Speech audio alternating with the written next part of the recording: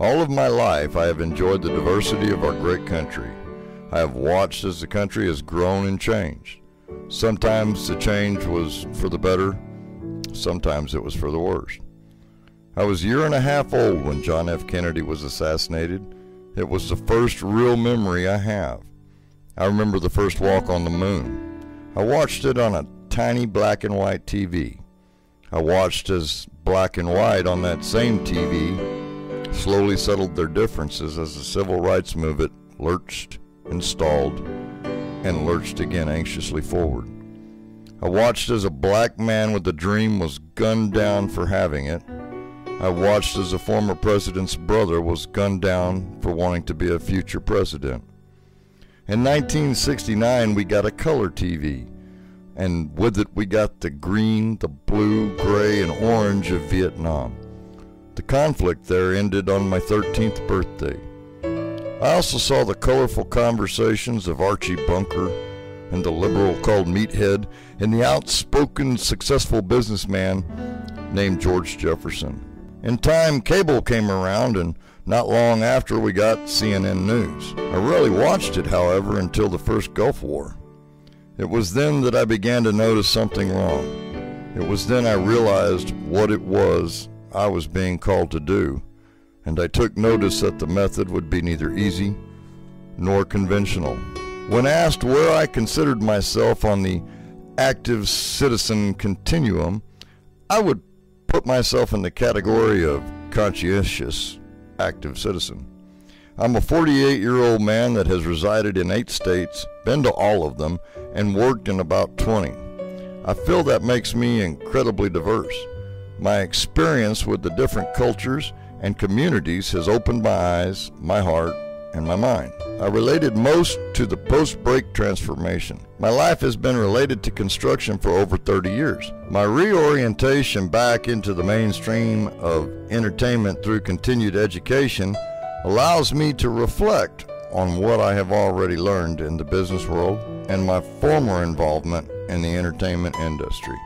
I want a better world for my children, and that can only begin with a better neighborhood to raise them in. The one common denominator I have noticed everywhere I have lived is the dishonesty of the government and the media. This is coupled with an overwhelming liberal bias in the elitist group that entertains us.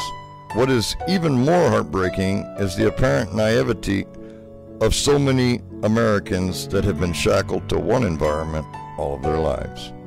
It is my goal to advance the cultural desegregation of our country and provoke people not to look only inside themselves, but also to look outside of their boxes. Our country was founded on the principles of self-determination, free market, liberty, family, free expression of faith, and the right to elect and fire our leaders.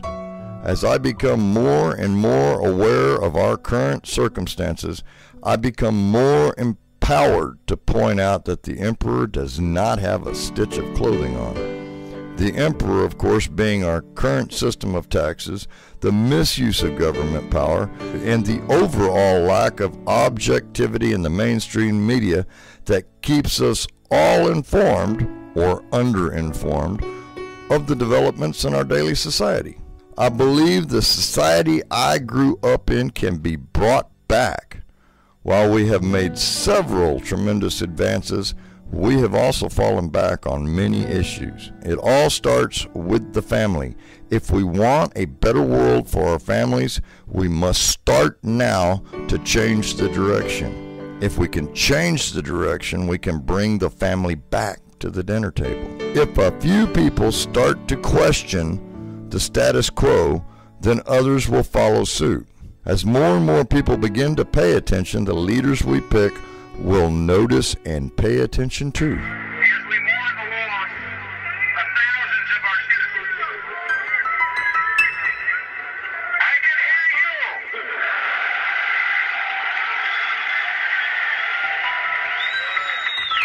I can hear you. The rest of the world hears you. And the people who knock these buildings down will hear all of us soon.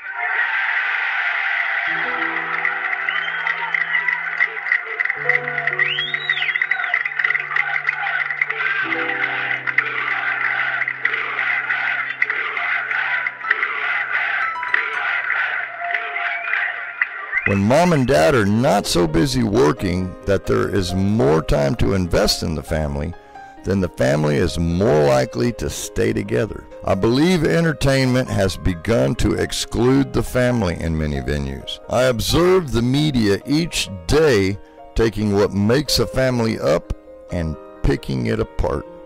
If ethical behavior, lyrics, movie themes, news broadcasts, TV shows, and politicians begin to filter in, the demand for such programming will rise. I do not believe in censorship, but I do believe ethics can be encouraged.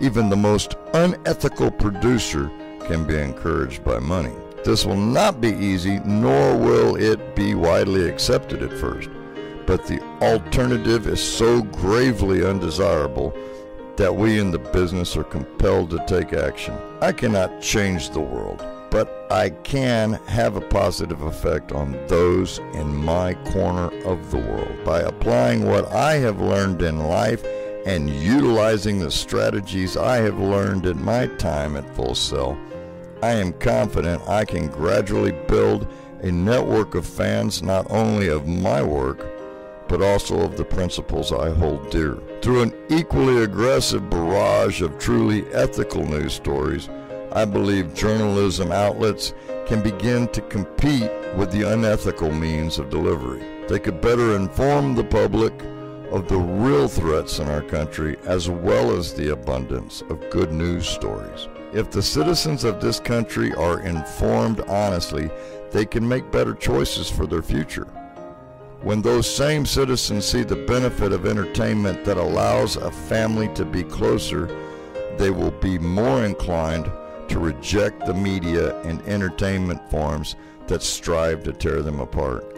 No one wants to feel bad. They certainly do not want to pay for the privilege of being disappointed.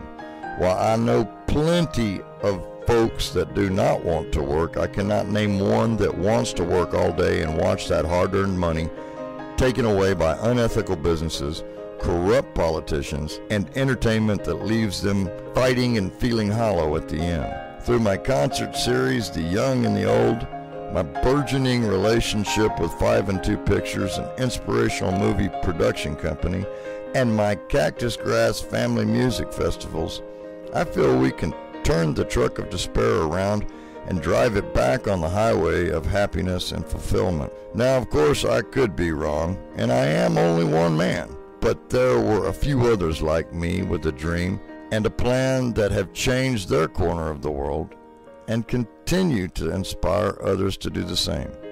Contrary to the popular belief, I believe there are more good people than bad.